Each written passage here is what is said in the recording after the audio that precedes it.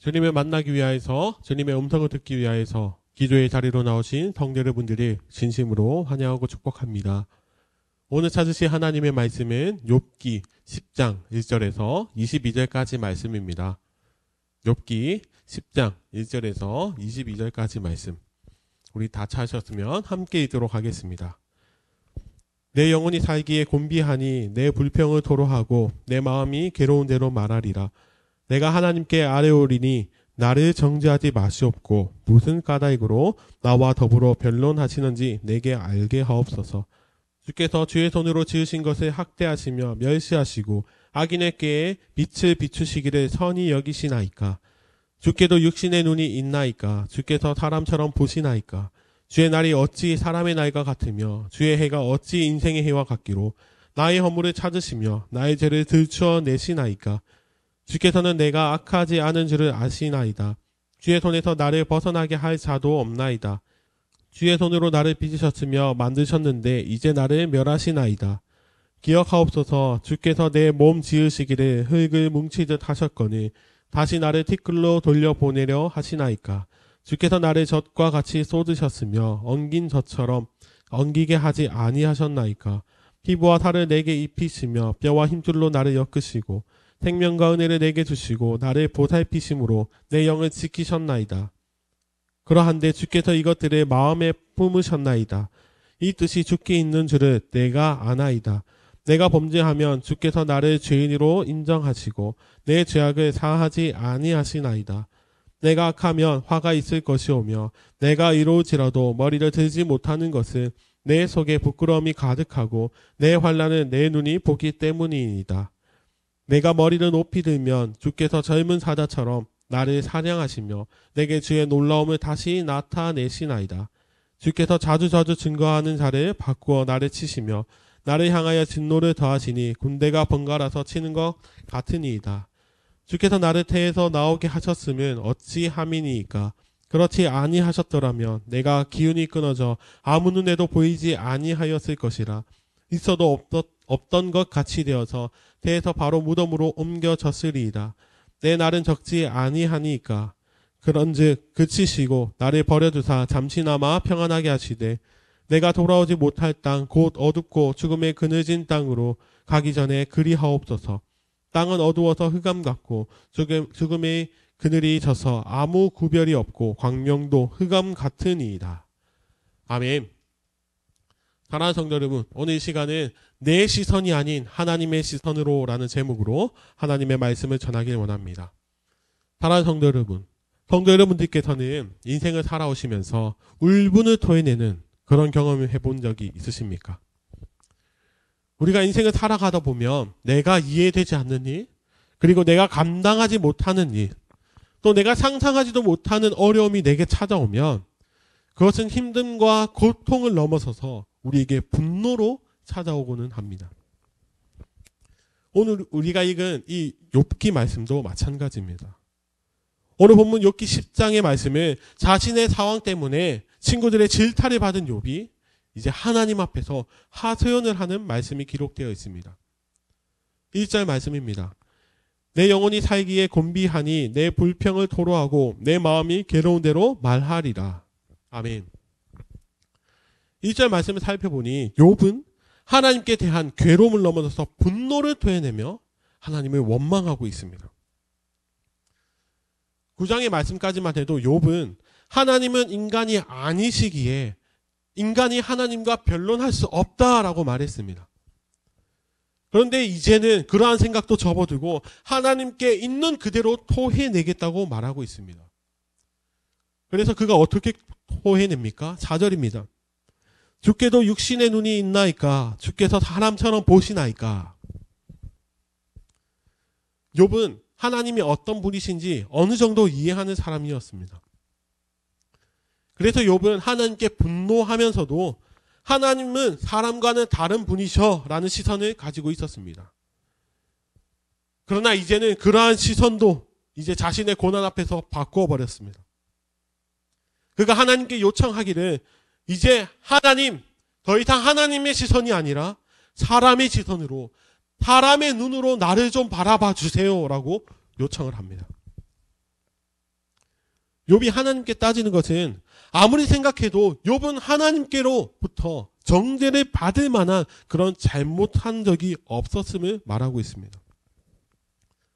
그래서 도대체 욥이 하나님께 무엇을 잘못했는지, 무엇 때문에 욥이 많은 사람들에게 부끄러움을 당하는 그런 고난을 받아야 하는지에 대해서 알려달라고 요청을 하고 있습니다. 사랑하는 성도 여러분, 사람이 살면서 참기 어려운 것이 무엇입니까? 바로 억울한 것입니다. 내가 그럴만해서 받는 것은 다 납득이 됩니다. 아, 이 행동은 내가 잘못했었네. 이제 앞으로는 안 하도록 조심해야지. 내가 이번에 이렇게 벌을 받는 것은 당연해. 내가 잘못한 것이 있으면 납득이 됩니다. 그런데 억울하게 고난을 당하는 것은 우리가 참을 수가 없습니다. 그래서 욥은 자신의 출생까지도 하나님께 원망을 하고 있습니다. 18절입니다. 주께서 나를 태에서 나오게 하셨으면 어찌함이니까. 그렇지 아니하셨더라면 내가 기운이 끊어져 아무 눈에도 보이지 아니하였을 것이라. 욥은 자신이 하나님께 지음받은 피조물이라고 고백을 합니다. 그러나 욥에게 있어서 하나님은 어떤 이미지이시냐면 아주 잘 빚은 그 질그릇을 아무렇지도 않게 파손하는 그런 나쁜 주인으로 비춰지고 있습니다. 그래서 욥이 말합니다. 이렇게 고통을 주실 거면, 이렇게 나를 힘들게 하실 거면 나를 왜 만드셨나이까? 이렇게 원망을 하고 있습니다. 그리고 20절에는 차라리 나를 평안하게 죽게 해주세요 라고 요청합니다. 사랑하는 성도 여러분, 욥이 정의하는 하나님은 공의로우신 분이십니다. 잘하면 보상을 주고 못하면 벌을 주시는 상과 벌이 정확한 공의로우신 분이 욥의 하나님이셨습니다. 그래서 그는 인생을 살아오는 동안 착하고 바르게 살려고 노력했습니다. 왜요? 착하고 바르게 살아서 하나님께 상을 받는 것이 하나님의 사랑을 받는 것으로 착각하였기 때문입니다. 그런데 욥은 하나님과 자신의 관계 속에서 한 가지 아주 중요한 것을 착각하고 있습니다. 그것은 욥 자신이 의롭다고 여기는 것. 그것이 바로 아주 큰 착각이었습니다. 욥은 자신이 하나님 앞에서 하는 선한 행위, 바른 행실로 인해서 자신이 의로워질 수 있다고 여겼습니다. 그러나 모든 인간은 하나님 앞에서 죄인입니다. 죽을 죄를 지은 그런 사형수가, 감옥에 갇혀있는 사형수가 감옥에서 아무리 착한 일을 한들 사형수가 모여있는 곳에서 아무리 그 사람들에게 인정을 받는다 할지라도 그는 사형수입니다. 아무리 의로움과 선한 행심으로 자신을 채운다 할지라도 그 속에 있는 죄가 사라지지 않기에 결코 의로워질 수가 없습니다. 그리고 또 욥은 자신의 고통 앞에서 한 가지 더 착각한 것이 있습니다. 그것이 무엇이냐면 하나님을 공의의 하나님으로만 착각하였습니다. 그는 하나님을 단편적으로만 이해했습니다. 우리 하나님은 공의의 하나님이시면서 동시에 사랑의 하나님이십니다. 하나님의 그 모든 계획과 행하심 가운데에는 공의뿐만 아니라 측량할 수 없는 하나님의 사랑이 있다는 것을 욥은 깨닫지 못했습니다.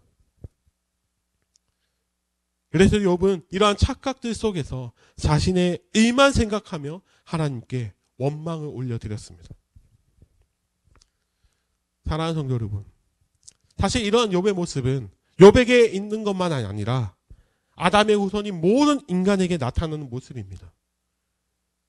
그리고 동일하게 우리들에게도 있는 모습입니다.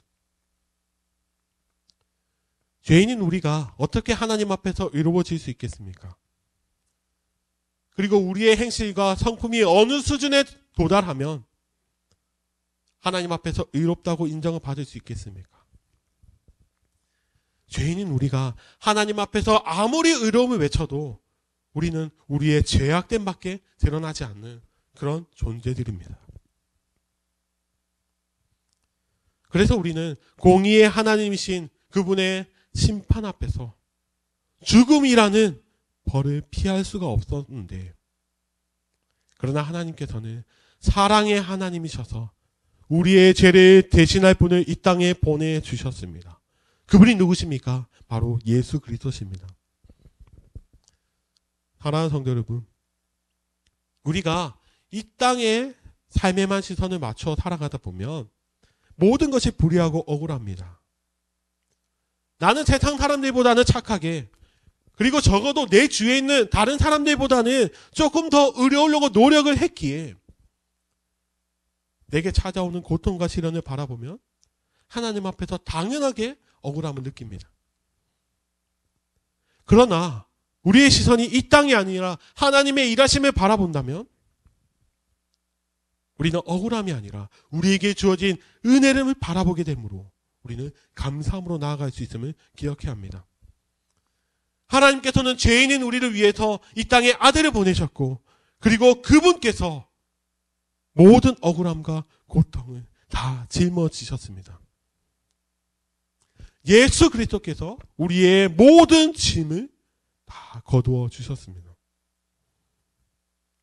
그리고 공의와 사랑의 하나님께서는 지금도 우리를 그분의 선하신 뜻대로 인도하여 주시며 주의 길로 우리를 끌고 가 주십니다.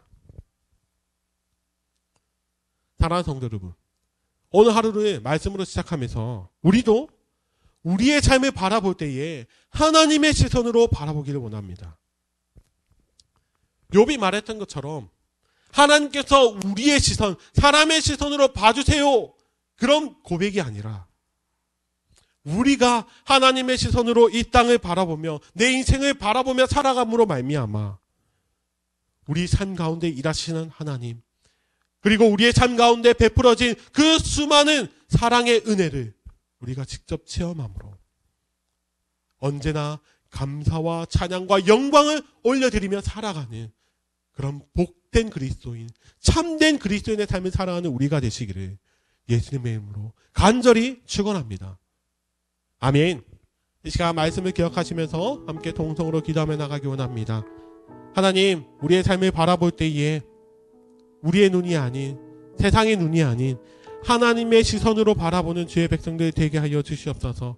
그래야 해서 내 삶에 일하시는 주님, 그리고 내 삶에 주어진 수많은 은혜를 바라보며 감사하며 찬양하는 우리 모두가 되게 해달라고. 그리고 이 시간 우리가 가지고 있는 많은 기도의 제목을 주께 올려드리며 우리 함께 통성으로 기도하며 나아가겠습니다.